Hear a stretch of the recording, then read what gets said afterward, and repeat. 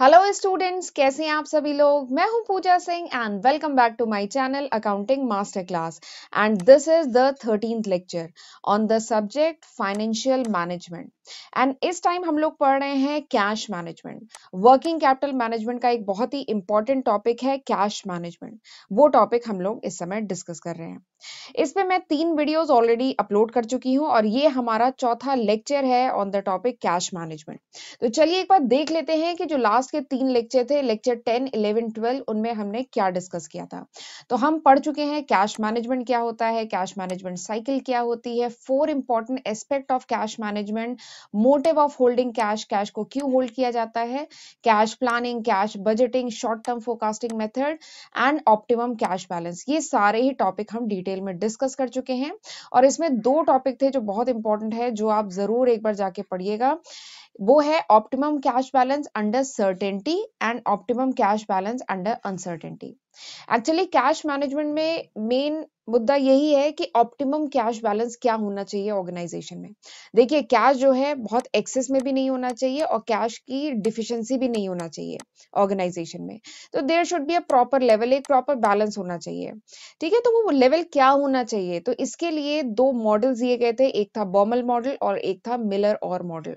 Exam में numerical में ये बहुत इंपॉर्टेंट है, पूछा जाता है, तो जरूर एक बार लास्ट के जो लेक्चर्स हैं उनमें ये 2 मॉडल जरूर पढ़ लीजिएगा। ठीक है, एंड आज हम इसके आगे पढ़ेंगे। आज हमारा कैश मैनेजमेंट पे आखिरी लेक्चर है। आज हम इसके आगे पढ़ेंगे। आज हम पढ़ेंगे कि अगर फर्म के पास सरप्लस कैश रहता है, ठीक है, तो फर्म उसे क्या करती है, मार्केटेबल सिक्योरिटीज में इन्वेस्ट करते हैं। सबसे पहले तो फर्म सरप्लस कैश क्यों रखते हैं, ठीक है, उसका हम रीजन देखेंगे और उसके बाद हम देखेंगे कि फर्म सरप्लस कैश को मार्केटेबल सिक्योरिटीज में इन्वेस्ट करते हैं, तो उन सिक्योरिटीज के क्या फीचर होने चाहिए।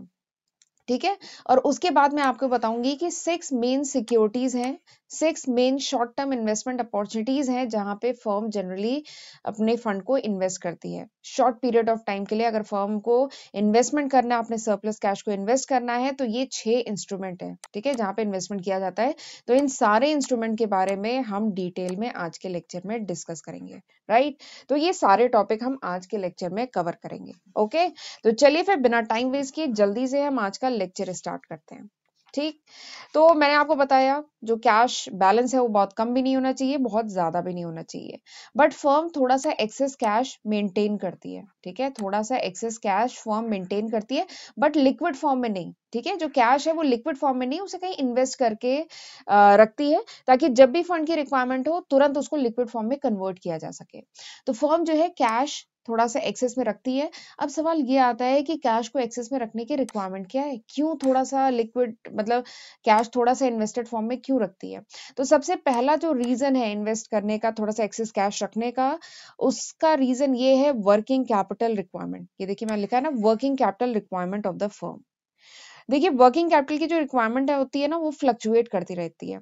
ऐसा हम नहीं कह सकते। जब मैंने वर्किंग कैपिटल पढ़ाया था तो मैंने वहां पे बताया था टेम्परेरी और परमानेंट। ठीक है, तो वर्किंग कैपिटल की जो रिक्वायरमेंट होती है ना, वो फ्लक्चुएट करती रहती है। बिजनेस साइकिल क्योंकि वेरी करती है, क्योंकि सीजन सीजन के कारण जो प्रोडक्ट की डिमांड है मार्केट में कम ज्यादा होती है, तो उसी के अकॉर्डिंग वर्किंग कैपिटल की जो रिक्वायरमेंट है वो भी वेरी करती रहती है। ठीक है, तो इसलिए भी थोड़ा सा एक्सेस कैश इन्वेस्टेड फॉर्म में, मार्केटेबल सिक्योरिटी में इन्वेस्टेड फॉर्म में होना चाहिए। दूसरा रीजन क्या है, दूसरा रीजन होना चाहिए एक्सेस कैश थोड़ा सा होना चाहिए एज अ बफर, बफर के फॉर्म में होना चाहिए, ताकि कोई भी अगर अनप्रिडिक्टेबल फाइनेंशियल नीड आ जाए, कोई इमरजेंसी आ जाए अचानक में। ठीक है, क्योंकि हर चीज पहले से प्रिडिक्ट नहीं की जा सकती है, तो कोई अनप्रिडिक्टेबल इमरजेंसी आ जाए, फाइनेंशियल नीड आ जाए, तो उसके लिए थोड़ा सा इन्वेस्टेड फॉर्म में एक्सेस कैश होना चाहिए, जो मार्केटेबल सिक्योरिटी में इन्वेस्टेड हो और जिसको हम जल्दी से लिक्विड कर सके, कैश में कन्वर्ट कर सके। तो ये 2 रीजन है जो बताते हैं कि थोड़ा सा एक्सेस कैश होना चाहिए मार्केटेबल सिक्योरिटीज में, फर्म को मेंटेन करना चाहिए। ठीक है, अब सवाल ये आता है कि किन मार्केटेबल सिक्योरिटीज में इन्वेस्ट करें, उन मार्केटेबल सिक्योरिटी के फीचर क्या होने चाहिए। ठीक है, तो ये 3 बेसिक फीचर हैं जो मार्केटेबल सिक्योरिटी, जिस भी सिक्योरिटी में फर्म को अपने एक्सेस कैश को इन्वेस्ट करके रखना चाहिए शॉर्ट पीरियड ऑफ टाइम के लिए, उसमें ये 3 फीचर जरूर होने चाहिए। पहला फीचर क्या है, सेफ्टी, सेफ होना चाहिए। जिस भी मार्केटेबल सिक्योरिटी में इन्वेस्ट करें वो मार्केटेबल सिक्योरिटी सेफ होनी चाहिए। क्यों, क्योंकि ये जो पैसा है, जिस फंड को इन्वेस्ट किया जा रहा है, जिस कैश को, एक्सेस कैश को इन्वेस्ट किया जा रहा है, वो एक्सेस कैश फ्यूचर में रिक्वायर्ड है। ठीक है, फ्यूचर में उसकी कभी भी जरूरत पड़ सकती है। तो इसलिए जिस इंस्ट्रूमेंट में इन्वेस्ट किया जाए, भले ही वहां पे रिटर्न कम आए, but that instrument should be safe. वो सेफ होना चाहिए, पैसा डूबना नहीं चाहिए। ठीक है, तो ये पहला फीचर है। दूसरा फीचर क्या है? मेच्योरिटी। मेच्योरिटी मतलब कितने ड्यूरेशन के बाद पैसा वापस मिलेगा। तो अगर एक्सेस कैश को इन्वेस्ट किया जा रहा है, ठीक है, एक्सेस कैश जो वो कैश जिसकी जरूरत कभी भी पड़ जाएगी, कभी भी पड़ सकती है ऑर्गेनाइजेशन में, तो वो हमेशा ऐसी सिक्योरिटीज में इन्वेस्ट किया जाता है जो शॉर्ट टर्म सिक्योरिटीज हो, क्योंकि इस पैसे की तो कभी भी जरूरत पड़ जाएगी ना। और अगर लॉन्ग टर्म सिक्योरिटी में इन्वेस्ट किया है तो वहां पे तो लॉक इन हो जाएगा, पैसा आपका ब्लॉक हो जाएगा। बट इसीलिए जो है, यहाँ पर अगर एक्सेस कैश है उसको थोड़े टाइम के लिए इन्वेस्ट करना है तो ऐसी सिक्योरिटीज में इन्वेस्ट किया जाता है जिसकी मेच्योरिटी मतलब शॉर्ट पीरियड ऑफ टाइम के लिए इन्वेस्ट करना है तो जिसकी मेच्योरिटी कम हो। ठीक है, तो ऐसे में इन्वेस्ट किया जाता है। तीसरा जो फीचर है दैट इज मार्केटेबिलिटी। मार्केटेबिलिटी मतलब जिस भी प्रोडक्ट में इन्वेस्टमेंट किया जा रहा है, ठीक है, उस प्रोडक्ट को कन्वीनियंस हो, आसानी से आप उस प्रोडक्ट को बेच सकें, ठीक है, जल्दी बेच सके, आसानी से बेच सके। तो बेसिकली उस प्रोडक्ट की मार्केटेबिलिटी होनी चाहिए। ठीक है, अगर मार्केटेबिलिटी नहीं होगी तो आपको फंड की रिक्वायरमेंट है, आपके पास वो इंस्ट्रूमेंट भी है, ठीक है, बट आप उसको बेच ही नहीं सकते। तो मार्केटेबिलिटी मतलब ये है कि हर समय बायर अवेलेबल होना चाहिए। आप अगर सेलर हैं, आपके पास वो इंस्ट्रूमेंट है और आपको अचानक फंड की जरूरत पड़ी है, तो आप उस इंस्ट्रूमेंट को बायर को बेच करके लिक्विड कर सकें। ठीक है, तो दिस इज मार्केटेबिलिटी। जैसे मैं अगर शेयर्स की बात करूं तो शेयर की बहुत हाई मार्केटेबिलिटी है। आपको जिस दिन जिस कंपनी का शेयर बेचना है, अगर अचानक में फंड की रिक्वायरमेंट है, आप आसानी से स्टॉक मार्केट में वो शेयर बेच सकते हैं, बशर्ते वो लिस्टेड हो। अगर वो स्टॉक मार्केट में लिस्टेड है तो आप आसानी से बेच सकते हैं। ठीक है, तो ये तीन फीचर है। आपका जो सिक्योरिटीज है दैट शुड बी सेफ, वो सेफ होनी चाहिए, उसका मेच्योरिटी पीरियड शॉर्ट होना चाहिए, प्लस उसकी मार्केटेबिलिटी होनी चाहिए, यानी उस प्रोडक्ट को आप जल्दी प्लस कन्वीनियंस के साथ बेच सकें, बायर अवेलेबल होना चाहिए। ठीक है, तो ये तीन बेसिक फीचर होते हैं किसी भी सिक्योरिटी का जिसमें फर्म को इन्वेस्ट करना चाहिए अपने सरप्लस कैश को। ठीक, अब हम पढ़ेंगे 6 इंस्ट्रूमेंट। तो अब सवाल ये आता है कि किस इंस्ट्रूमेंट में इन्वेस्ट करें। तो आपको मैं 6 important short term investment opportunities बताऊंगी जिसमें फर्म इन्वेस्टमेंट कर सकती है। ठीक है, जिसमें सबसे पहला है ट्रेजरी बिल। तो ट्रेजरी बिल क्या है? Treasury bill short term debt instrument है जिसे गवर्नमेंट ऑफ इंडिया इशू करती है। डेट मतलब तो समझ में आ रहा है ना, डेट मतलब उधार। गवर्नमेंट ऑफ इंडिया को अगर डेट की जरूरत पड़ती है तो वो ये शॉर्ट टर्म इंस्ट्रूमेंट मार्केट में इशू करती है, ट्रेजरी बिल जिसे कहते हैं, और उसके through government of India fund raise करती है। तो ये शॉर्ट टर्म डेप्ट इंस्ट्रूमेंट जिसे ट्रेजरी बिल कहते हैं, ये भी एक बहुत अच्छा ऑप्शन है फर्म के पास जिसमें फर्म इन्वेस्टमेंट कर सकते हैं। और ये जो ट्रेजरी बिल होता है ये जीरो कूपन सिक्योरिटी होता है। जीरो कूपन सिक्योरिटी मतलब यहाँ पे जो इंटरेस्ट रेट होता है वो जीरो होता है। अब आप सोच रहे होंगे इंटरेस्ट जीरो है तो यानी रिटर्न फिर यानी क्या हुआ?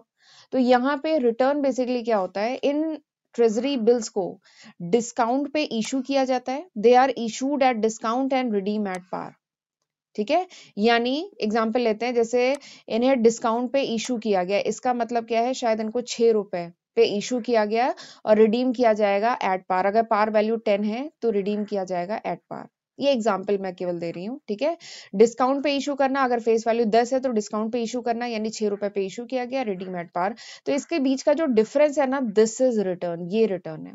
तो ये लॉजिक यूज होता है ट्रेजरी बिल में। ट्रेजरी बिल में जीरो कूपन सिक्योरिटी कहते हैं, इसमें कोई इंटरेस्ट रेट नहीं होता। ठीक, अगला जो फीचर है ट्रेजरी बिल का कि नॉर्मली इसे 3 टेन्योर्स के लिए इशू किया जाता है, बट कुछ और भी टेन्योर हो सकते हैं। ठीक है, क्योंकि ये policy time to time change होती रहती है, नए इनोवेटिव प्रोडक्ट मार्केट में आते हैं। ठीक है, बट मतलब नॉर्मली जो 3 टेन्योर जनरली यूज होते हैं ट्रेजरी बिल के, वो 91 डे ट्रेजरी बिल होते हैं, 182 डे ट्रेजरी बिल होते हैं एंड 364 डे ट्रेजरी बिल होते हैं।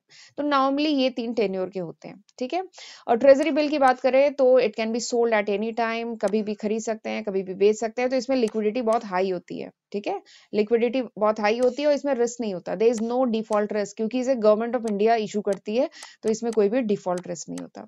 तो ये ट्रेजरी बिल एक बहुत अच्छा शॉर्ट टर्म इन्वेस्टमेंट अपॉर्चुनिटी है किसी भी फर्म के लिए, अगर उसे शॉर्ट पीरियड ऑफ टाइम के लिए अपने फंड को इन्वेस्ट करना है, एक्सेस कैश को इन्वेस्ट करना है, तो ट्रेजरी बिल एक अच्छा ऑप्शन है। ठीक है, दूसरा जो ऑप्शन है दैट इज कॉमर्शियल पेपर। तो कॉमर्शियल पेपर डेट इंस्ट्रूमेंट है, ठीक है। कॉमर्शियल पेपर क्या है, ये भी एक डेट इंस्ट्रूमेंट है जिसे लार्ज कॉर्पोरेट कंपनी इशू करती हैं, ठीक है, और उसे यूज करती हैं for borrowing short term monetary fund in money market. Money market से शॉर्ट पीरियड ऑफ टाइम के लिए अगर कॉर्पोरेट कंपनी, बड़ी बड़ी corporate company, high credit worthiness वाली कॉर्पोरेट कंपनी को अगर फंड की रिक्वायरमेंट है, फिर से बोल रही हूँ, अगर कॉर्पोरेट कंपनी, जो बड़ी बड़ी कॉर्पोरेट कंपनी है जिनकी हाई क्रेडिट वर्दीनेस है, अगर इनको फंड की रिक्वायरमेंट है तो ये ठीक है, आपका जो शेयर मार्केट है वहां से तो फंड रेज कर ही सकती हैं, but short period of time के लिए डेट इंस्ट्रूमेंट के थ्रू भी फंड रेज करती हैं, कॉमर्शियल पेपर के थ्रू भी फंड रेज करती हैं। कॉमर्शियल पेपर क्या है, डेप्ट इंस्ट्रूमेंट, डेप्ट मतलब उधार। तो कॉर्पोरेट कंपनी ये जो डेट इंस्ट्रूमेंट है कॉमर्शियल पेपर, इसके थ्रू भी मार्केट से फंड रेज कर सकती हैं, ठीक है। और ये जो कॉमर्शियल पेपर है ये क्या है, मनी मार्केट इंस्ट्रूमेंट है, money market instrument. Money market तो एक बार डिस्कस हुआ है, मैं बता चुकी हूँ। मनी मार्केट क्या है, मनी मार्केट कह लीजिए फाइनेंशियल मार्केट, फाइनेंशियल मार्केट का ही एक सेगमेंट है, ठीक है। फाइनेंशियल मार्केट का एक सेगमेंट है मनी मार्केट, जहां पे लेंडिंग एंड बोरोइंग होती है for a very short period of time. Money market यानी बहुत शॉर्ट पीरियड ऑफ टाइम के लिए जब भी फंड की रिक्वायरमेंट हो, लेंडिंग हो, बोरोइंग हो, तो हम मनी मार्केट से मनी मार्केट यूज करते हैं। मनी मार्केट के ही ये डिफरेंट इंस्ट्रूमेंट है, ये जो कॉमर्शियल पेपर है, आगे मैं सर्टिफिकेट ऑफ डिपॉजिट बताऊंगी, ठीक है। तो ये सब क्या है, मनी मार्केट के इंस्ट्रूमेंट है। तो शॉर्ट पीरियड ऑफ टाइम के लिए जब भी फंड की रिक्वायरमेंट होती है तो मनी मार्केट से फंड रेज किया जाता है, ठीक है।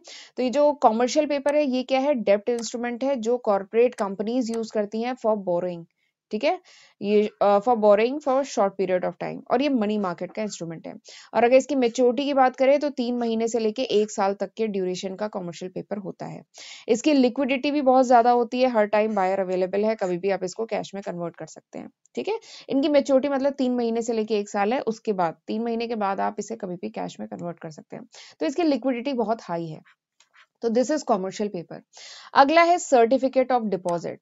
तो सर्टिफिकेट ऑफ डिपॉजिट जो है ये भी एक मनी मार्केट इंस्ट्रूमेंट है, ठीक है, यानी मनी मार्केट में इसकी ट्रेडिंग होती है, मनी मार्केट इंस्ट्रूमेंट है जो इशू करता है आरबीआई, ठीक है। एक चीज है ये जो सर्टिफिकेट ऑफ डिपॉजिट है, इसके रिगार्डिंग जो भी गाइडलाइन वगैरह है ना, इसको मॉनिटर करना ये आरबीआई का काम है, आरबीआई इसको देखता है।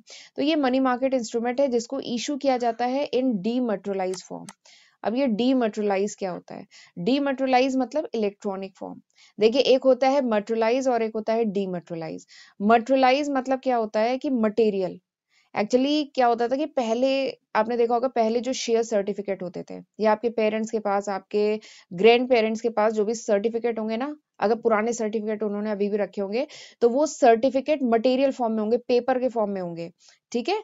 लेकिन जैसे जैसे एडवांसमेंट होता गया, ठीक है, लास्ट 20 ईयर्स में क्या हुआ है कि डीमटेरियलाइज हो गया, सब कुछ इलेक्ट्रॉनिक फॉर्म में कन्वर्ट हो गया है। अब अगर आपको शेयर्स वगैरह में इन्वेस्ट करते हैं तो क्या होता है, सर्टिफिकेट आता है कंपनी से, नहीं, आपके डीमैट अकाउंट में शेयर इलेक्ट्रॉनिक फॉर्म में क्रेडिट हो जाते हैं। तो वही क्या है, dematerialise.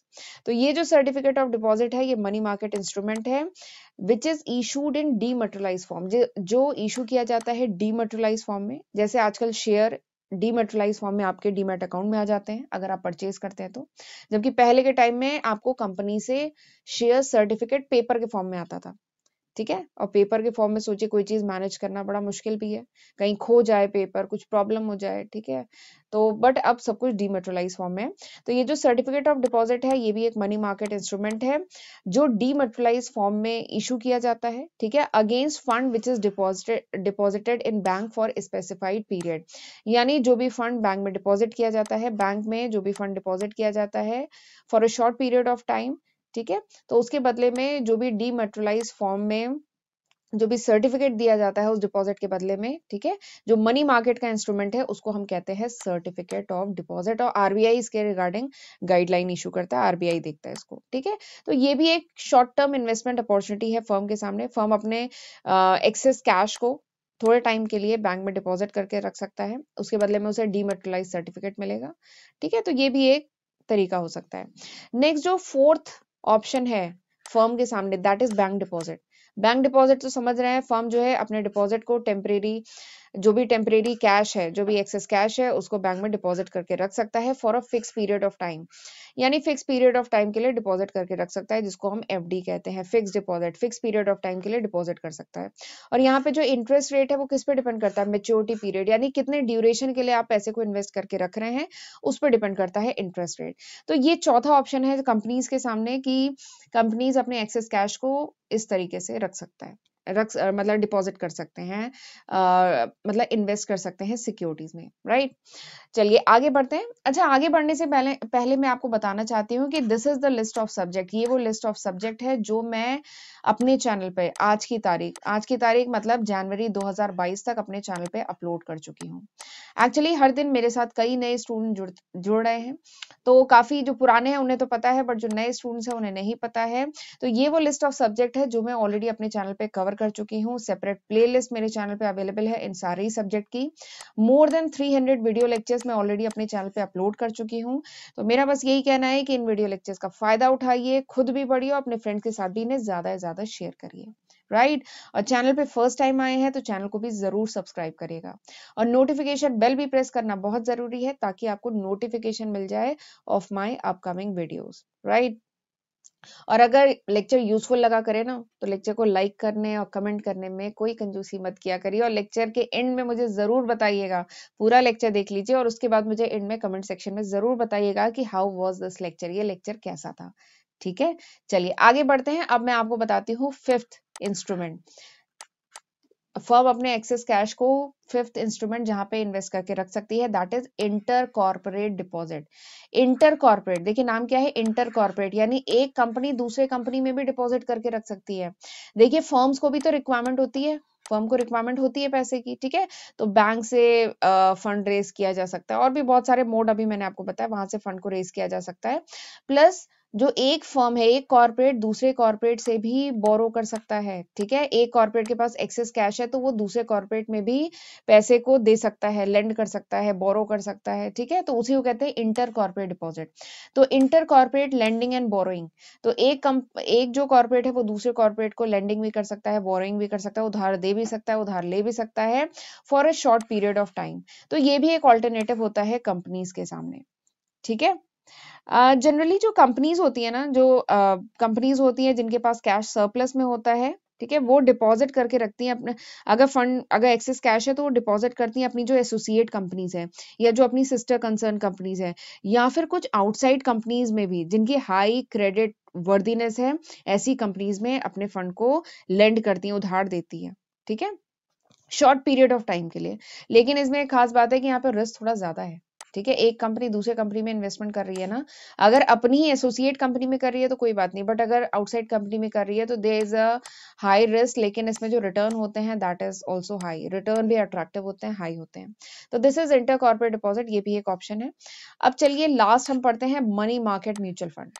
Money market mutual fund, तो हम म्यूचुअल फंड तो जानते हैं, ठीक है, mutual fund, but this is money market mutual fund, यानी ये वो म्यूचुअल फंड है जिसमें इन्वेस्टमेंट, इस म्यूचुअल फंड का जो पोर्टफोलियो है, ठीक है, उसमें कौन कौन सी सिक्योरिटीज है, उसमें मनी मार्केट की सिक्योरिटीज है, ठीक है। म्यूचुअल फंड तो समझ रहे हैं ना, म्यूचुअल फंड में क्या होता है, एक पोर्टफोलियो होता है, ठीक है, एक फंड मैनेजर होता है, एक पोर्टफोलियो होता है, ठीक है। पोर्टफोलियो में कुछ सिक्योरिटीज होती हैं, तो वो जो फंड मैनेजर है आपका पैसा लेता है, ठीक है। म्यूचुअल फंड में हम इन्वेस्टमेंट करते हैं और फिर जो फंड मैनेजर होता है इस पोर्टफोलियो में इन्वेस्टमेंट करता है, और जो भी रिटर्न आता है वो हमारे साथ शेयर करता है। This is basic logic of mutual fund. तो ये मनी मार्केट म्यूचुअल फंड क्या है, यहाँ पे जिस सिक्योरिटीज में इन्वेस्टमेंट किया जाएगा ना, ये मनी मार्केट सिक्योरिटीज होंगी। मनी मार्केट सिक्योरिटी मतलब ये होगा certificate of deposit, commercial paper, treasury bill. तो ये मनी मार्केट की सिक्योरिटी होगी जो बहुत शॉर्ट, जिनकी मेच्योरिटी बहुत कम होती है, जो शॉर्ट पीरियड ऑफ टाइम के लिए होती है, ठीक है। तो this is money market mutual fund. तो मनी मार्केट म्यूचुअल फंड का मेन फोकस क्या होता है, शॉर्ट टर्म मार्केटेबल सिक्योरिटी, यानी मनी मार्केट म्यूचुअल फंड में जो इन्वेस्टमेंट किया जाता है, मनी मार्केट म्यूचुअल फंड में जो फंड मैनेजर होता है वो investment basically short term marketable securities में इन्वेस्टमेंट करता है, जैसे treasury bill, commercial paper, certificate of deposit and call money. और यहाँ पे मिनिमम लॉक इन पीरियड केवल 30 दिन का होता है, 30 दिन के बाद आप पैसे निकाल सकते हैं। ठीक है, तो ये भी एक अच्छा ऑप्शन है कंपनीज के सामने कि अपने एक्सेस कैश को थोड़े ड्यूरेशन के लिए अगर कहीं पे इन्वेस्ट करके रखना है तो ये मनी मार्केट म्यूचुअल फंड भी एक अच्छा ऑप्शन होता है, राइट। तो ये 6 ऑप्शंस हैं कंपनी के सामने कि कंपनी अपने एक्सेस को इन 6 ऑप्शंस में, इन 6 इन्वेस्टमेंट अपॉर्चुनिटी में इन्वेस्ट करके रख सकती है। ठीक, तो चलिए this was all about today's lecture. ये था पूरे आज के लेक्चर का कंटेंट। अब हम लोग अगले लेक्चर में एक नया टॉपिक स्टार्ट करेंगे, दैट इज नया टॉपिक, नया chapter, that is inventory management. ठीक, हम लोग इस समय फाइनेंशियल मैनेजमेंट पढ़ रहे हैं। ठीक है, फाइनेंशियल मैनेजमेंट सब्जेक्ट हमारा चल रहा है। हमने फाइनेंशियल मैनेजमेंट का बेसिक पढ़ लिया, कैपिटल बजटिंग पढ़ ली, उसके बाद हमने वर्किंग कैपिटल मैनेजमेंट स्टार्ट किया था, उसमें मैंने आपको कैश मैनेजमेंट पढ़ा दिया है। अब हम पढ़ रहे हैं अब हम नेक्स्ट लेक्चर से पढ़ेंगे इन्वेंटरी मैनेजमेंट। तो ये सारे टॉपिक हमने कर लिए हैं। अच्छा, ये जो अभी मैंने आपको लिस्ट ऑफ सब्जेक्ट दिखाया था उसमें अभी मैंने एफएम इंक्लूड नहीं किया है क्योंकि अभी ये मैंने कंप्लीट नहीं किया है। तो जब ये कंप्लीट हो जाएगा तो एफएम को भी इंक्लूड कर लूंगी। ठीक है, और एक चीज और है, ये जो लिस्ट ऑफ सब्जेक्ट है कि जनवरी 2022 तक है। अगर वो ये वीडियो आप कुछ महीने बाद देख रहे हैं या कुछ साल बाद देख रहे हैं तो इसमें कई और नए सब्जेक्ट ऐड हो चुके होंगे। ठीक है, तो चलिए फिर this was all about today's lecture. ये थे पूरा आज के लेक्चर का कंटेंट। आई होप आपको आज का लेक्चर पसंद आया होगा, कुछ समझ में आया होगा। तो अगर लेक्चर यूजफुल लगा हो, ठीक है, कुछ नॉलेज गेन की हो तो प्लीज मुझे कमेंट सेक्शन में जरूर बताइएगा। ठीक है, आपके कमेंट का, आपके लाइक्स का मुझे हमेशा इंतजार रहता है। तो चलिए फिर मिलते हैं अगले लेक्चर में, तब तक अपना ध्यान रखिएगा। God bless you.